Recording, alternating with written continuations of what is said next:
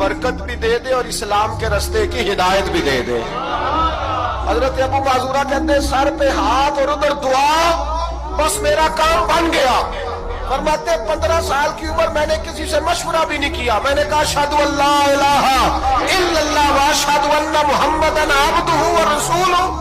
کہتے ہیں سنو دوستو، کلمہ بھی پڑھ گیا، عشق لگا سی کھیڈا کھیڈ دی نو تے مینوں کھیڈاں بھول دے میں کجل پایا سی یار دے ویکھنے نو، پھر او دی یاد وچ روندیاں ہی ڈول گئیاں۔ حیدر شاہ اس گلی کدے نہ رول دی، پر ہن تے رول گئیاں۔ کہتے ہیں میں نے نا فوراً پوچھا عمر کتنی؟ 15 سال۔ فوراً کلمہ حضور میری ڈیوٹی، فرمایا انت مؤذن،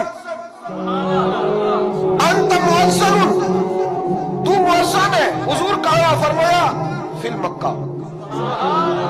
محبوب علیہ السلام نے فرمایا بلال اذانے پڑھے گا مدینے میں اور تو اذانے پڑھے گا مکے میں، میں تجھے مکے کا مؤذن۔ حضرت ابو معذورہ رضی اللہ تعالیٰ عنہ فرماتے ہیں میں بکریاں چرانے والا، میں کھیل کود کرنے والا، مصطفیٰ نے مؤذن بنا دیا۔